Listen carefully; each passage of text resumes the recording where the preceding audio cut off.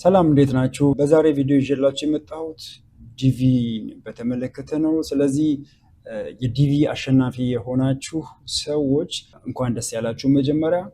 ከዛም በመቀጠል ዲቪ ካሸነፋችሁ በኋላ ወይም የዲቪ እድለኛ ከሆናችሁ በኋላ ቀጣይ ማድረግ ያለባችሁ ነገር ምንድን ነው የሚለውን መጀመሪያ እንድናወራ እፈልጋለሁ። ስለዚህ መጀመሪያ ማድረግ ያለባችሁ ዲኤስ 260 ፎርም መሙላት ይሆናል። ዲኤስ 260 ፎርም ምንድን ነው ካለን ዲኤስ 260 ፎርም ማለት አንድ ሰው ዲቪ ከደረሰው በኋላ መጀመሪያ ዲቪ አፕላይ ሲያደርግ የሞላቸው ቤዚክ ኢንፎርሜሽኖች እንዳሉ ሆኖ እነሱ ጋር የማይጣረዙ ግን ዲቴይል ስለ ሰውየው መረጃ የምናስቀምጥበት ፎርም ነው። ይህ ፎርም በቀጣይነት ኤምባሲ ሲገባም ኤምባሲ ኢንተርቪው ላይ ከሚገጥመው ወደፊትም ከሚያቀርባቸው ዶክመንቶች ጋር የማይጋጩ እና በመጨረሻም አሜሪካን ሀገር መጥቶ ሲኖር እንደ መረጃ ሆኖ ሲስተም ላይ ሊቀመጥ የሚችሉትን ማንኛውንም ኢንፎርሜሽኖች ጭምር የምናስቀምጥበት የምንሞላበት ነው። ስለዚህ ስለ ሰውየው ብዙ ባክግራውንድ፣ ስለ ፋሚሊዎቹ፣ ስለ ትዳር ሁኔታ፣ ስለ ልጆቹ ሁሉ ጠለቅ ያለ መረጃዎችን እዛ ላይ ይጠይቃል። እዛ ላይ ያንን ፎርም ላይ እንሞላለን ማለት ነው። ዲኤስ 260 እስከ መቼ ባለው ጊዜ ነው ተሞልቶ መግባት ያለበት ብላችሁ ካላችሁ እስከሚቀጥለው ዲቪ መድረሻ እስከ ሴፕቴምበር 30 ድረስ ሊላችሁ ይችላል። ግን ያ ነው ማለት ዲቪ ቪዛ ታገኛላችሁ ማለት አይደለም። ቪዛ የምታገኙበትን እድል በጣም ታወርዱታላችሁ ወይም ቶታሊ በቃ ቪዛ አታገኙም ማለትም ይቻላል፣ በጣም ሌት በሆናችሁ ቁጥር። ስለዚህ እስከዛ ጊዜ ይቻላል ማለት በፈለግኩ ሰዓት አስገባለሁ አይባልም። በተቻለ መጠን በአንድ ወር ውስጥ ወይ በሁለት ወር ውስጥ ብታስገቡ ይመረጣል። ለምሳሌ እኔ ሜይ 6 ምናምን ነበር የወጣው። እኔ ሰሚት ያደረግኩት አስታውሳለሁኝ ጁን 24 ምናምን ነበር እና ብዙ አንድ ወር ከምናምን ወደ ሁለት ወር ገደማ ማለት ነው። እና ሌሎችም ሌት ሆኖ ያስገቡ ሰዎች አሉ። ከዛም በላይ ችግር ላይኖረው ይችላል። ግን ያ ዲፔንድ የሚሆነው እንደ ኬዝ ነንበራችሁ ነው። ሎው ኬዝ ነንበር ያላችሁ ሰዎች ወዲያው ብታስገቡ ይመረጣል። ምክንያቱም ወረፋችሁ ስለሚደርስ ማለት ነው። እስከ 2 ወር እስከ ቢበዛ አስገዳጅ ሁኔታ ካልተፈጠረ በስተቀር ከ3 ወር አትለፉ። ቶሎ ብታስገቡ ፕሮሰሳችሁ እንዲፈጠር ለኢንተርቪው ቶሎ እንድትጠሩ እድሎችን ይፈጥራል ማለት ነው። ስለዚህ ይሄንን በደንብ እርግጠኛ ሆኑ። ቶሎ እንዲደርሰኝ ተብሎ ደግሞ አሁን እንደዚህ ሲባልም ዶክመንት ሳታሟሉ ስፔሻሊ ሌላው ሳይሆን ሌላ ዶክመንት አያስፈልጋችሁም። ራሱ አሁን ዲኤስ 260 ስትሞሉ በዋናነት የሚያስፈልጋችሁ ፓስፖርት ነው። ፓስፖርት ሳይኖራችሁ በቃ መፍጠን አለብኝ በሚል ብቻ ያለ ፓስፖርት ደግሞ ዲኤስ 260 ፎርምን ሞልታችሁ ሰሚት ማድረግ የለባችሁም።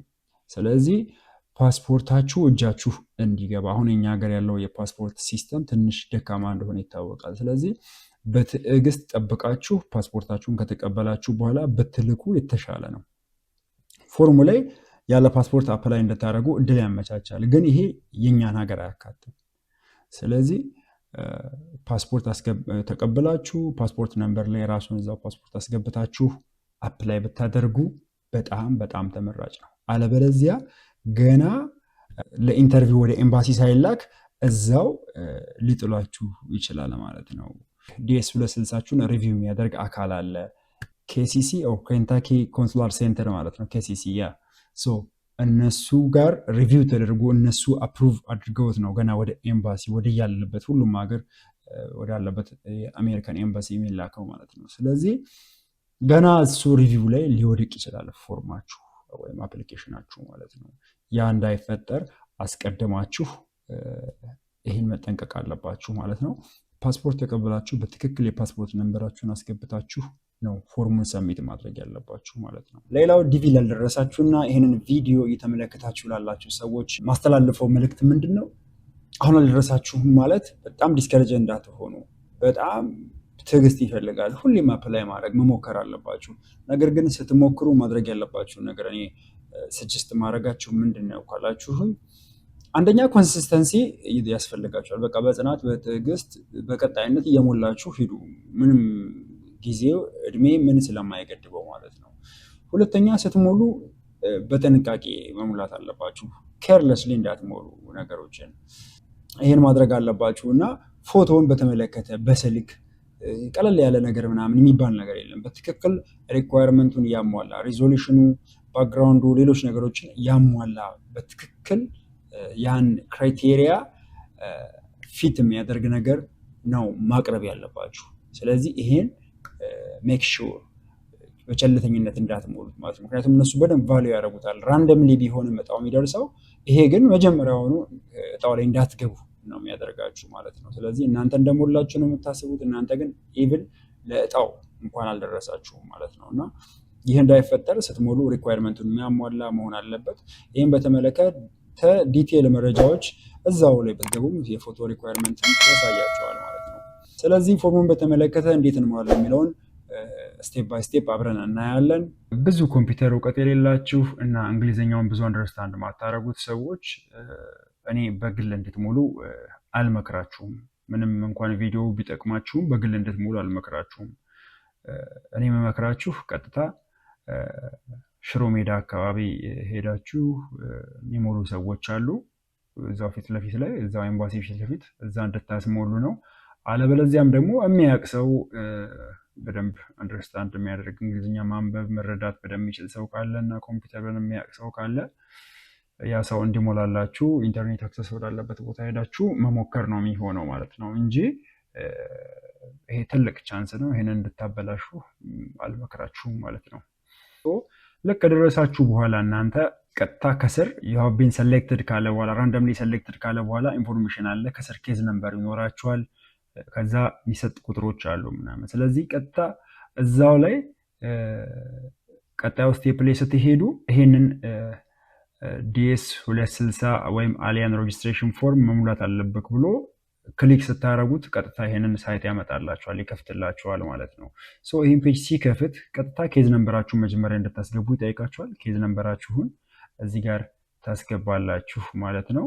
ኬዝ ነምበራችሁን እዚህ ጋር ካስገባችሁ በኋላ ኮንቲኒው ትሉታላችሁ። ልክ ኮንቲኒው ስትሉ ኬዝ ነምበራችሁ ኤረር ካለ ይነግራችኋል። ምክንያቱም አንዳንዴ ኦን እንደ 00 እንደ ኦ የመቀየር አንዳንድ ነገሮች ሊኖሩ ስለሚችሉ ካፒታል ስሞል እነዛን ነገሮች ቼክ አድርጋችሁ ሙሉ ኬዝ ነምበራችሁን ካስገባችሁ በኋላ ኮንቲኒው ስትሉት ቀጣዩ ይመጣል። ቀጣዩ ሲመጣላችሁ ቀጥታ አሁንም ምን ነው የሚመጣው ኬዝ ነምበርን ድጋሚ ይጠይቃል። ከዛ በኋላ እዚህ ጋር ናሽናል ቪዛ ሴንተር የተሰጣችሁን ቁጥር እዛ ላይ አሁንም እንድታስገቡ ይጠይቃችኋል። ከዛ በኋላ እናን እዚህ ጋር አፕላይ የሚያደርገው አንተ ነህ ወይስ ራስህ የደረሰ ሰው ነው ወይስ ለሌላ ሰው ነው እያረክ ያለው የሚል አማራጭ ይሰጣል ማለት ነው። ስለዚህ ያ ራሴ ነኝ ወይም ደግሞ እያረገ ያለ ሰው ሌላ ሰው ከሆነ ሌላ ሰው ነኝ እኔ አፕላይ ያረኩለት ነው ብሎ ይናገራል ማለት ነው።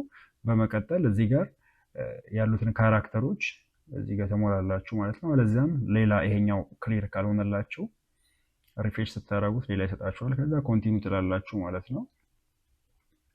ከዚህ ስቴፕ በኋላ ልክ ይሄ ኦልሬዲ ራሱን ነው የሚደግምላችሁ ማለት ነው። ከላይ ያለውን ነው የሚደግምላችሁ። ይሄ አፕሊካንት ነው አቶርኒ ምናምን ብሎ ይሄ ከላይ አሁን ያልኳችሁ ነው የሚደግምላችሁ። ከዛ በኋላ ቀጥታ ሰመሪው ይመጣል ማለት ነው። ሳምፕል ስለሆነ ኢሉስትሬት ለማድረግ እየሞከረ ነው። እዚህ ጋር ይጠይቃችኋል። አሁን ለምሳሌ የሁለት ሰው ቢሆን እዚህ ጋር ሁለት ሰው ከሆነ አፕሊኬሽን ኢንፎርሜሽን ብሎ የሌላ አሁን ይሄ ኢንኮምፕሊት ለምሳሌ ፎርሙ ተሞልቶ ስላላለቀ ኢንኮምፕሊት ነው የሚለውና ሁለት ሰው ቢሆንና ባለ ትዳር ሆኖ አፕላይ ያደረገ ሰው ቢሆን ኖሮ ፕሪንሲፓል አፕሊካንት የሚባለው ዋና የደረሰው ሰው ነው። ከዛ በኋላ ደግሞ ሁለተኛው ደግሞ ቤኔፊሻሪ ተብሎ ሊጻፍ ይችላል ማለት ነው፣ ሌሎች ከሱ ጋር የተያያዙት። ሶ ፎርሙ አሁን የዚህ ፎርም ፕሪንሲፓል አፕሊካንቱ ፎርሙን ስላልተሟላ ኢንኮምፕሊት ብሎ ነው የሚያስቀምጠው ማለት ነው። ስትጨርሱት ነው ኮምፕሊትድ የሚለው። ስለዚህ ፎርሙን ክሊክ ስታደርጉት እዚህ ጋር ይከፍታል ማለት ነው። ጀስት ይሄ ዲያግራም ስትራክቸሩ ብዙ ጌት ማወሳሰብ ነው የሆነው፣ አሁን አይጠቅማችሁም ለእናንተ። ሶ ከዚህ በኋላ መጀመሪያ ልክ ስትጀምሩት ጌቲንግ ስታርትድ ይላል። እዚህ ጋር የመጀመሪያውን ኢንፎርሜሽን ይጠይቃችኋል። ከዛ በኋላ ስቴፕ ባይ ስቴፕ አለ። ልክ በዋናነት እዚህ ጋር ያሉት እንትኖች ናቸው እያንዳንዳቸው በውስጣቸው ጥያቄዎቹ በዛ ብለው ቢመጡ ማለት ነው። ስለዚህ እዚህ ጋር ልክ መጀመሪያ አካባቢ የሚጠየቁት ቤዚክ ጥያቄዎች ይኖራሉ። ከዛ በኋላ ስለ ፐርሰናል ኢንፎርሜሽን ስለግለሰቡ አድሬስ እና ስልክ ምናምን ነው። ከዛ ስለዛ ግለሰብ ቤተሰቦች ይሆናል። ስለ ሚስት ካለው ሚስት፣ ልጅ ካለው ስለ ልጅ፣ ይሆናል ማለት ነው። ምናልባት ስለ ወላጅ አባትም ያለ ይመስለኛል። ከዛ በኋላ ደግሞ ይሄ ደግሞ ፕሪቪየስ ዩኤስ ትራቨል ሂስትሪ ካለው ከዚህ ቀደም ወደ አሜሪካ ሞክሮ ከሆነ ወይ መጥቶ ሄዶ ከሆነ እነዚያን ነገሮች ነው።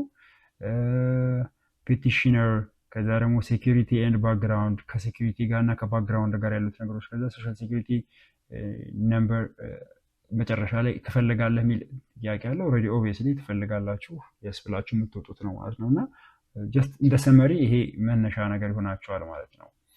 እዚህ ጋር ጌት ስታርትድ ብላችሁ ስታልፉ ጀስት ሱርኔም ይጠይቃችኋል፣ የአያት ስም ማለት ነው።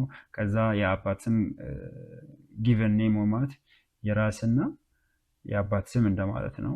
ከዛ በኋላ ደግሞ ፉል ኔም ሲሆን ደግሞ የራሳችሁን ስም ፉል ኔም በራሳችሁ በአማርኛ አልፋቤት በአማርኛ ቃላት ልትጽፉት ትችላላችሁ። አለዛም ባትጽፉትም ይሄ ብዙ ችግር ያለው አይደለም ስላለው እንደማለት ነው። ከዛ በኋላ have you ever used other names ከዚህ በፊት ሌላ ስም ተጠቅማችሁ ታውቃላችሁ? አታውቁም? just yes or no ብላችሁ ትመልሱት ነው። ከተጠቀማችሁ ጾታ፣ የትውልድ ጊዜ እዛ ላይ ያለውን ነገር ነው የምትሞሉት። የተለየ ነገር የለውም እዚህ ጋር። ስለዚህ ትውልድ ጊዜ ትሞላላችሁ፣ የትውልድ ቦታችሁን፣ ከዛ ክልል ስቴት የሚለው ክልል እንደማለት ነው። ከዛ ካንትሪውን ትሞላላችሁ። ከዛ ፐርሰናል ኢንፎርሜሽን ፔጅ 2 ላይ ስትመጡ ካንትሪ ጀስት ስለዚህ ናሽናሊቲያችሁን ኢትዮጵያ ብላችሁ ትሞላላችሁ። ከዛ እዚህ ጋር አሁን ፓስፖርት ብለን ቅድም ያልነው ፓስፖርታችሁን ይጠይቃችኋል፣ ፓስፖርት ካላችሁ። ከዛ ፓስፖርት ነምበር ይጠይቃችኋል። የፓስፖርት ነምበር ታስገባላችሁ። ፓስፖርቱን የሰጣችሁ አካል እና ፓስፖርቱ የተሰጠበት ቀን ኢሹዋንስ ዴት አለ። ከዛ ኤክስፓይሬሽን ዴት አለ። ኤክስፓየርድ መቼ ነው የሚያደርገው፣ የተሰጠው መቼ ነው የሚለውን ታስገባላችሁ ማለት ነው። ከዛ ውጭ ደግሞ do you hold or have you held ይሄ ደግሞ ከዚህ ቀደም ሌላ አይነት ዜግነት አሁን ካላችሁ ውጭ ሌላ ዜግነት ላይ ከተጠቀሰ ውጭ ካላችሁ ነው። ከሌለ ነው ብላችሁ ታልፋላችሁ ማለት ነው። ቅድም እዚህ ጋር እንዳልነው ልክ ሲያልቅ አንዱ ፔጅ እዚህ ጋር ይሄው ሴቭ እያለ መሙላት እንችላለን። ወይም ደግሞ ወደ ኋላ ሄደን ቼክ የምናደርገው ነገር ካለ ባክ ብለን መመለስ እንችላለን።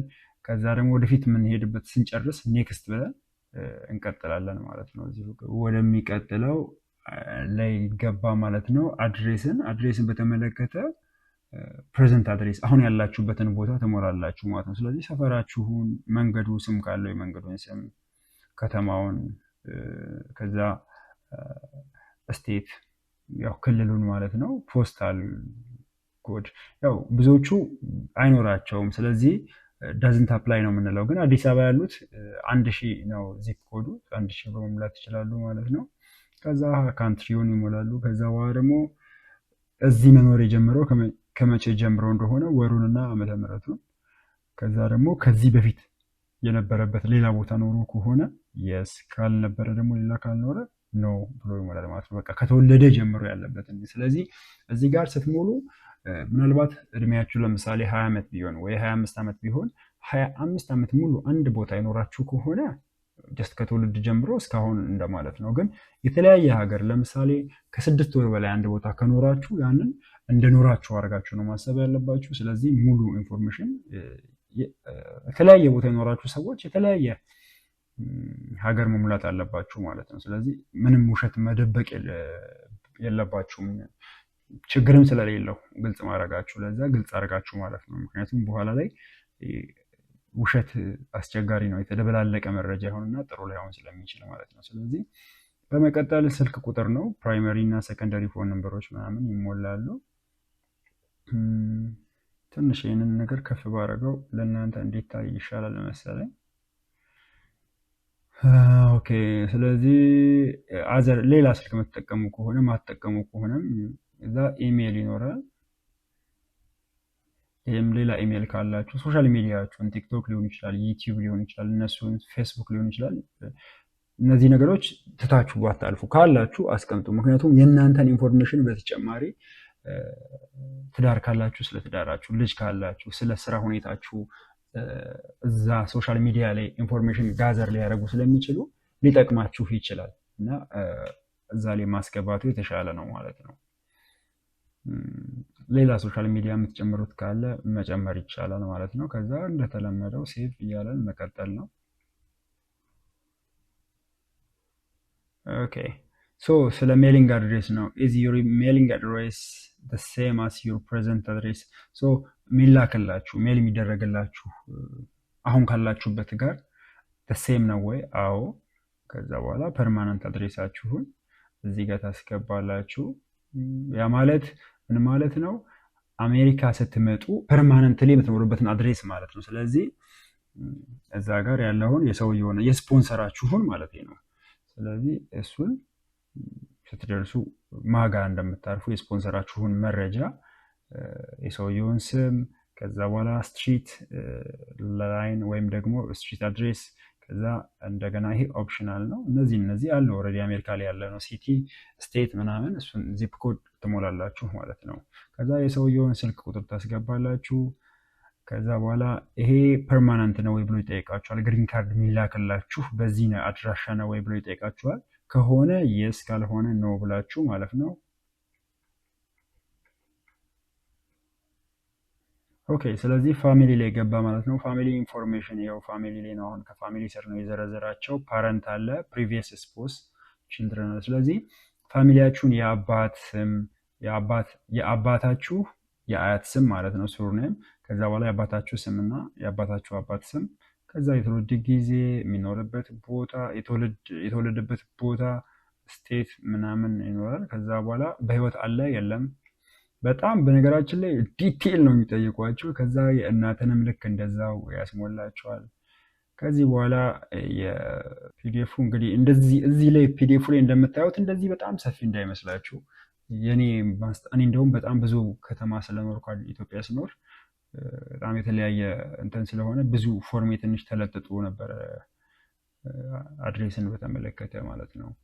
ነገር ግን ፎርሙ ከ5 ፔጅም ላይበልጥ ይችላል። የኔ አሁን 9 ፔጅ 10 ፔጅ ገደማ ነው። አሁን ቼክ አድርጌው ነበረና አሁን ያለነው ምን ላይ ነው? ስቲል ፓረንት ላይ ነው ያለው። ስለዚህ ፓረንት ልክ ሲያልቅ እንደገና ስፖስ ይቀጥላል፣ ወይም የትዳር አጋራችሁን በተመለከተ። ስለዚህ ከረንት ስፖስ አሁን ላይ የትዳር አጋራችሁ ስም፣ የአያት ስም፣ የራሷን ስም እና የአባት ስም፣ ዴት ኦፍ በርዝ፣ ከዛ አድራሻዋን ስቴት ምናምን እያለ ይህን ትሞላላችሁ። ኦልሬዲ እንትን ነው። ከዛ ስፖስ አድሬስ፣ የእሷን አድራሻ፣ የስራ ሁኔታ፣ ስራ የምትሰራ ከሆነ፣ ከዛ በኋላ የተጋባችሁበትን ቀን ትሞላላችሁ፣ የተጋባችሁበትን ቦታ ትሞላላችሁ።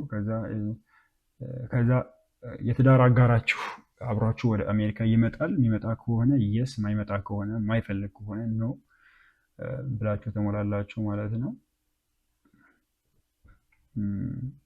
is your response immigrating the US at that date? ከዛ በኋላ ቆይቶ ነው የሚመጣው የሚለውን ይጠይቃል። በቃ እሱን እንደናንተ ሁኔታ yes or no ብላችሁ የምትሞሉት ነው የሚሆነው። ፕሪቪየስ ስፖስ ማለት ከዚህ አግብታችሁ የፈታችሁ ከሆነ እና አሁን ሌላ አግብታችሁ ከሆነ እንደማለት ነው። እና ይሄ የበፊቱ የትዳር ሁኔታችሁ ካለ yes ትላላችሁ፣ ከሌለ ነው ብላችሁ የምታልፉት ነው የሚሆነው። ከዚህ በኋላ የልጅ ሁኔታ ነው። ልጅ ካላችሁ አለ፣ ከሌለ ነው ብላችሁ ታልፋላችሁ። እንግዲህ ደግሞ የስ አለን ካላችሁ ምን አለ ነው። እሱ ካላችሁ ችልድረን ዋን እያለ ባላችሁ ችልድረን ዋን ቱ ስሪ እያለ አድ እያላችሁ ሌላ 2-3 ልጅ ካላችሁ መቀጠል ትችላላችሁ ማለት ነው። እንትን ያለው አሁን ፋሚሊ ስላለቀ ፕሪቪየስ ዩኤስ ትራቭል ይላል። ስለዚህ ዩኤስ ከዚህ ቀደም መታችሁ ታውቃላችሁ ወይ ነው። have you ever been in the US ይላል። ከነበራችሁ መታችሁ ከነበረ yes ማለት ነው። ካልመጣችሁ ነው ማለት ነው። have you ever been issued a US visa? የዩኤስ ቪዛ ተመቶላችሁ ያውቃሉ ወይ ነው ከዚህ በፊት? ከተመታ yes፣ ካልተመታ ነው have you ever been refused? ከዚህ ቀደም አመልክታችሁ የዩኤስ ቪዛ ሪፊውዝ ተደረጋችሁ ተከልክላችሁ ታውቃላችሁ? የቪዛውን yes or no ነው።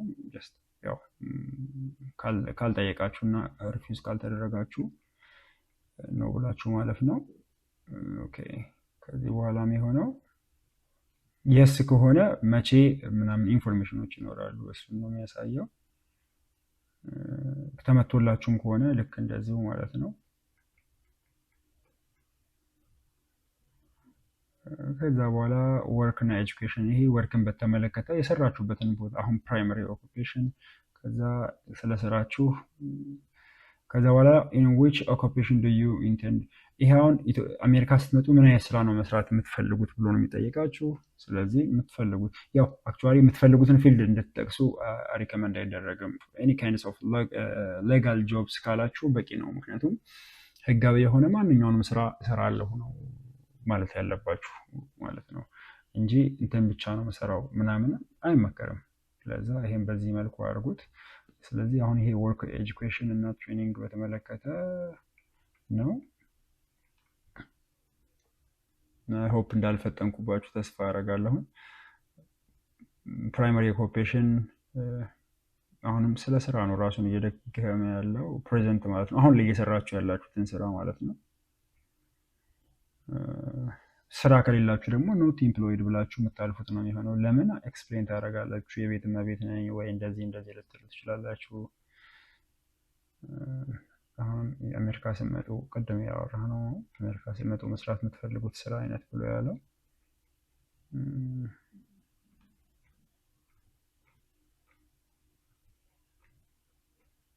ከዛ ፕሪቪየስ ወርክ ሂስትሪ ካላችሁም ስለ ፕሪቪየስ ስራችሁ ከዚህ ቀደም ተቀጥራችሁ ነበር ወይ?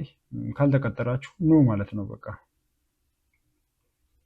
ከዚህ በኋላ ምን ይላል ቀጣዩ ደግሞ have you attended any educational institution at secondary level or above? ይሄን yes or no ትላላችሁ። ከሌለ ኖ ማለት ነው።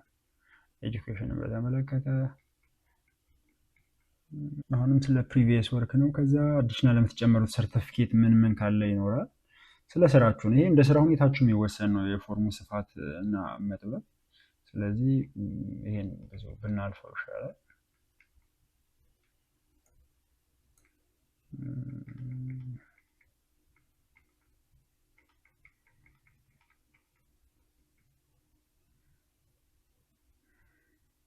እሺ ይሄ እዚህ ጋር አሁን አዲሽናል ካለ ደግሞ ከዛ ውጭ ሀቢው ሌላ ሀገር ተጉዛችሁ ታውቃላችሁ? የስ ከሆነ የስ ብላችሁ ሀገሪቷን መሙላት ነው።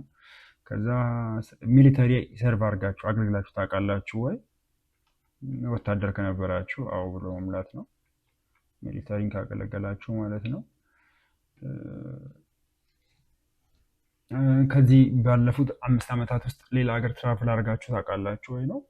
እሱንም እንደዛ ወይም ትሞላላችሁ። ስለዚህ ይሄ ደግሞ ከዚህ ቀደም ሀቢው ሌላ አይነት ይሄ የቻሪቲ በጎ አድራጎት እንትን ውስጥ ተሳትፋችሁ የምታውቁ ከሆነ የስ ኦር ኖ ብላችሁ የምትሞሉት ነው ማለት ነው።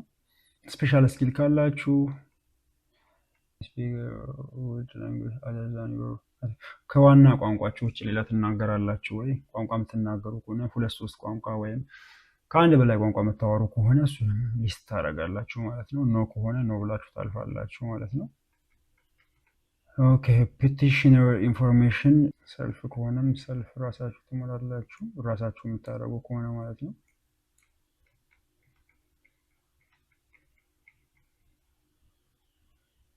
ኦኬ ከዛ ሴኪሪቲን ባክግራውንድ የአብዛኛው ነው የሚባል ነው።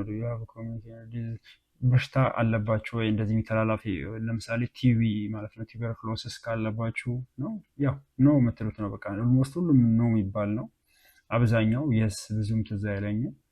you have a mental or physical disorder mental or physical disorder የጭንቅላት ችግር ወይ ካለባችሁ ነው እያላችሁ የምታልፉት ነው አብዛኛው። በቃ ይህስ ምንድነው you have drug just ሱሰኝነት ምናምን ካለባችሁ ነው። have you ever been arrested convicted ወንጀል ንክኪ ካለባችሁ እና እንደዚህ አይነት ኢሹ ካለ ነው ክሪሚናል ነገር ማለት ነው። አብዛኛው በቃ ከዚህ በኋላ ነው የምትሉት ነው። ከዛ እዚህ ጋር ያሉትን ተጨማሪ ነገሮች ይኖራሉ። በቃ ይሄ ነው ፎርሙ የሚሆነው። ጀስት ሃይላይቱ ይሄ ነው የሚሆነው። ዲቴል ብዙ እንትን የሚል ነገር አይኖረውም ማለት ነው። እና ይሄን ይመስላል። ይሄን ስትጨርሱ ጀስት ሴቭ ብላችሁ የሁለተኛውም ሰው ካለ የሁለተኛውንም ሰው ቤኔፊሻሪውንም ደግሞ እንደዛ ተሞላላችሁ። ሞስት ፕሮባብሊ ብዙ ኤጁኬሽናል እንትን ከሌላችሁ ባክግራውንድ ወርክ ኤክስፒሪየንስ እና የተለያየ ቦታ ካልኖራችሁ ፎርሙ በጣም አጭር ነው። እዚህ ጋር እንዳለው አይደለም። እኔ ጀስት ሳምፕሉ ላይ ትንሽ የስ እና ነው በሚል ኦፕሽን ስለሰራላችሁ ነው እንትን ያለው። ይሄን ይመስላል። ሰብስክራይብ ማድረግ እንዳትረሱ፣ ላይክ ማድረግ እንዳትረሱ፣ ለሌሎች ሼር ማድረግ እንዳትረሱ። አመሰግናለሁኝ ቪዲዮን ስለተከታተላችሁኝ።